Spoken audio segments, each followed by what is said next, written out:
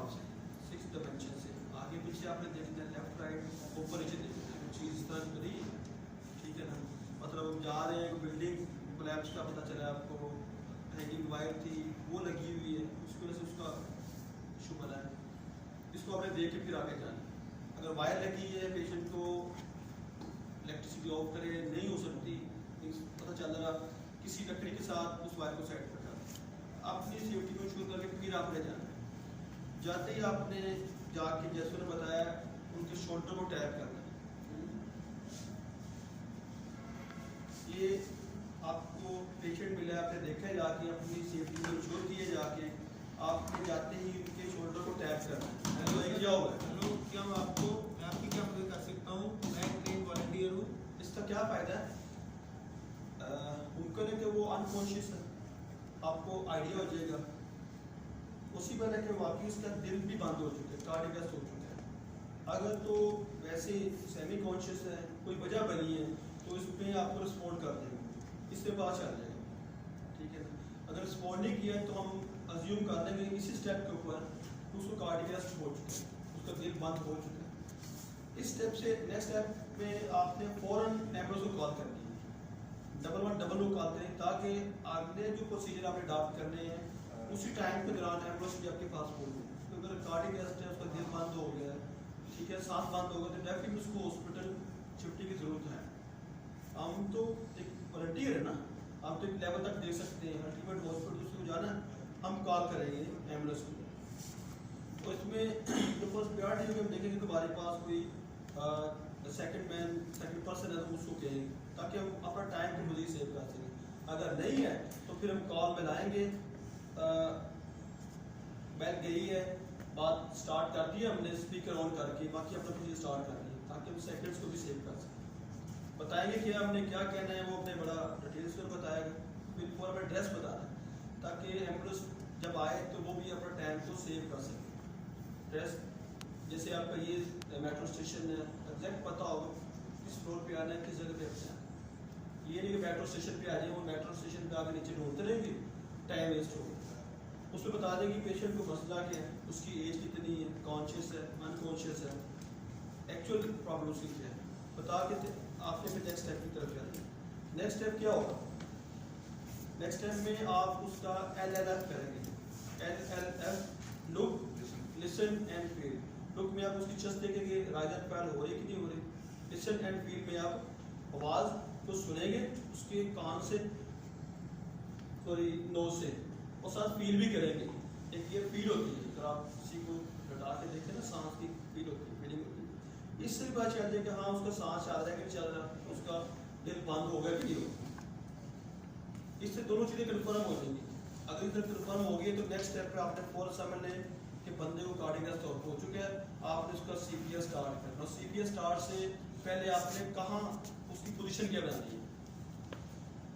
अच्छा, ये ना हमारी दोनों रिब्स केज के दरमियान में हड्डी है, इस बोन को कहते हैं स्टर्नम। स्टर्नम यहाँ पे जाके खत्म होती है, इसको ज़ीफाइड प्रोसेस कहते हैं।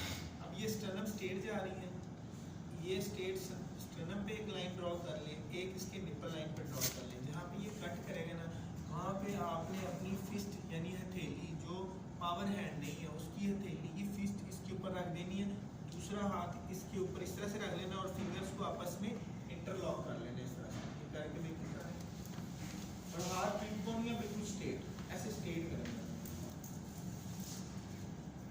आप भी करें, बाल में कोनिया स्ट्रेट नहीं होगी, इससे आपको प्रैक्टिस हो जाएगी। ऐसे कोनिया स्ट्रेट करके फिंगर्स को इंटरलॉक किया, जो मेरी पोजीशन बनी थी, देखो ना यही पोजीशन बनी थी ना, इसके ऊपर मैंने अपनी फिस्ट का ये वाला पार्ट रखा और इस तरह से इंटरलॉक कर लेना। एक तो बड़ा सिंपल नवीन आपको ये मेथड बताया है। दूसरा इसका ये है कि आपने जो लाइन ड्रॉ की है, जहाँ सेंटर वाली हड्डी स्टर्नम खत्म हो रही है, उससे आपने हाँ इधर से आपने 2 फिंगर ये साथ रखनी है, यहाँ और आप कैंड हुई है, ऊपर 2 फिंगर रखे, उसके ऊपर आपकी एग्जैक्ट पोजीशन बनेगी, यही बनेगी जो पहले बता दी। कहने का मकसद ये है, अगर फॉर एग्जांपल आपके पास ऐसा पेशेंट है, फीमेल है या जो भी है, तो फिर ये थोड़ा सा इसको ठीक से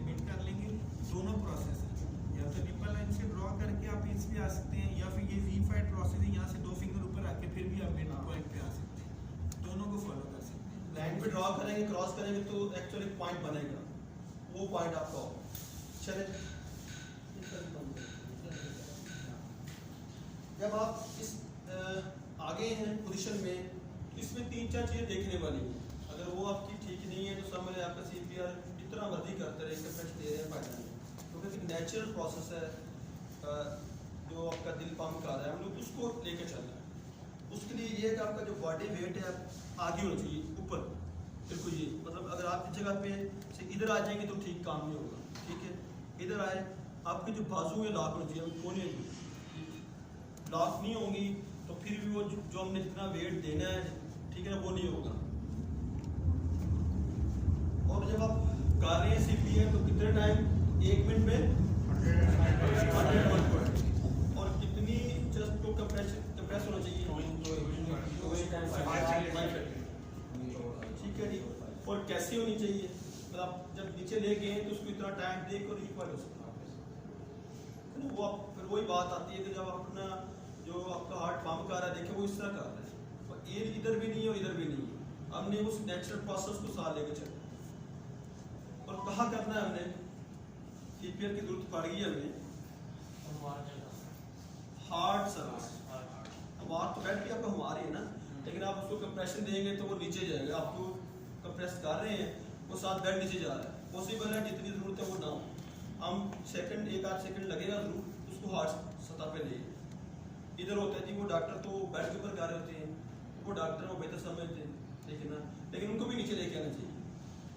प्रिंसिपल यही है, ठीक है जी। कब तक करना चाहिए, तब तक पेशेंट को होश ना आ जाए, रिवाइव ना हो जाए, या जब तक एम्बुलेंस ना आ जाए। इवन एम्बुलेंस भी आ गई, एम्बुलेंस में भी आपने शिफ्ट कर दी है, जब तक अब डॉक्टर की हैंड ओवर नहीं कर रहा तब तक करना है। तो कब नहीं करना हमने, लाइक हमने जब LLF किया उसमें देखा कि बंदा तो अनकॉन्शियस है, लाइक समझ ने उसको हार्ट नहीं चल रहा, हम फिक्र करेंगे हार्ट चल रहा है उसका, ठीक है ना। मसला कुछ और भी तो हो सकता है ना, उसका शुगर लेवल लो हो गया, ब्लड प्रेशर लो हो गया, कुछ भी हो गया, ठीक है ना। शॉक की वजह से वो अनकॉन्शियस हो गया, तो फिर हमने ये काम नहीं करना। और एक चीज़ ये कि हमने जो हमने समझ लिया, सारी अंडरस्टैंडिंग होगी, चलो प्रैक्टिस हमने करनी है।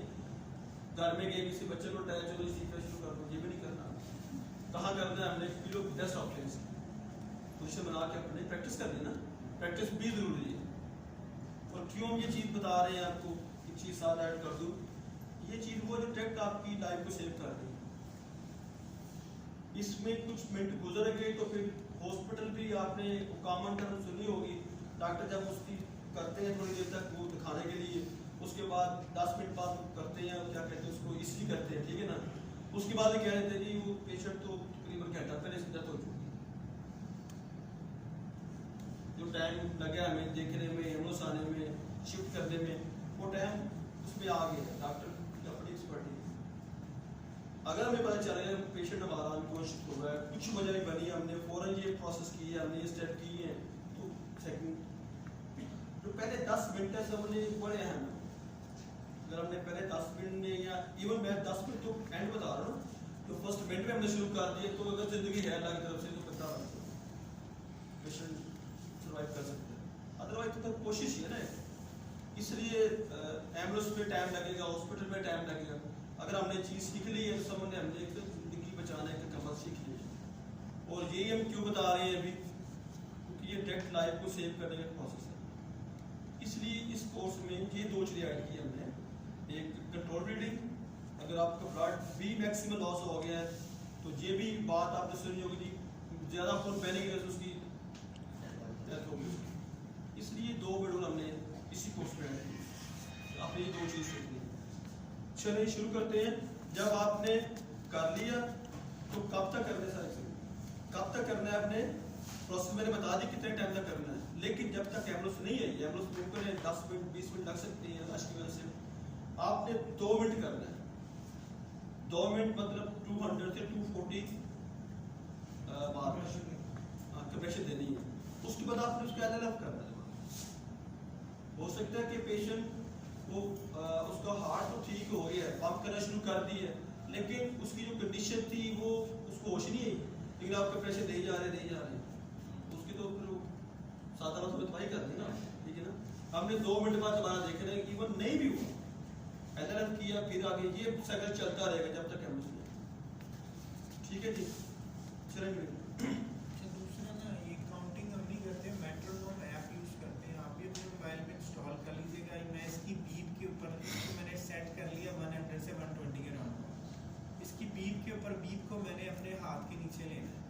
बीप अगर ये मैं मेट्रोनोम ऐप लगा लेता हूँ तो मैं इजीली कंटिन्यूस कर सकता हूँ। मुझे बोल के अपना वो जो रेगुलर टर्म्स में मैं कर रहा हूँ वो डिस्टर्ब नहीं होगा, क्योंकि ऐप चल रही है, मुझे कोई प्रॉब्लम नहीं आएगी। इसका फायदा ये है आपका कि जो गलती की गुंजाइश है वो खत्म हो जाती है। जब प्रैक्टिस शुरू की हमने नए हम फास्ट शुरू कर दिए, 100 से 120 करना है, हम 200 पे जा रहे हैं, रॉन्ग है।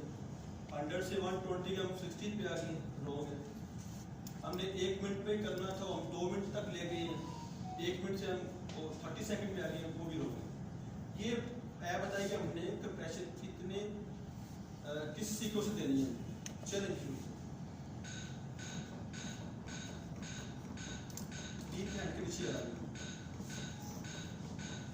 इवन साहब 2 लाइट भी जा रही है, देखिए दोनों ग्रीन लाइट बता रही है कि आपकी कंप्रेशन भी ठीक है, इतना उसको जैसे 2 इंच जाना है वो भी जा रहा है, और 1 मिनट में जो 100 120 वो भी ठीक हो रहा है। एक लाइट भी कम सामने एक चीज भी शो आ रहा है।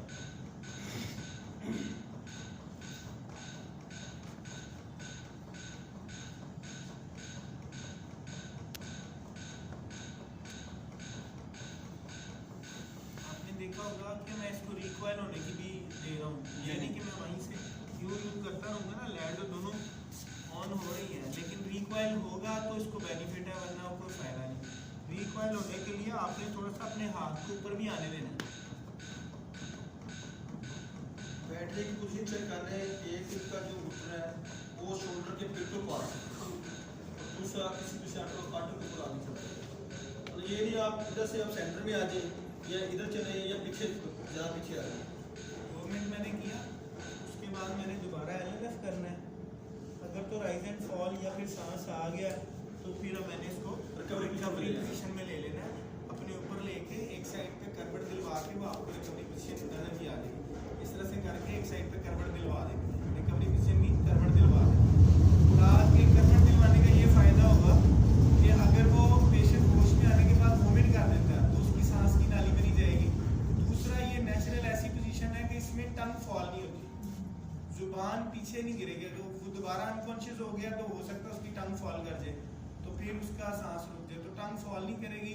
और दूसरा ये है कि वो उसकी वॉमिट जो है सांस के रास्ते में नहीं जाएगी। रिकवरी पोजीशन में इसलिए रखते हैं। ठीक है जी, क्लियर जी, कोई क्वेश्चन इसमें?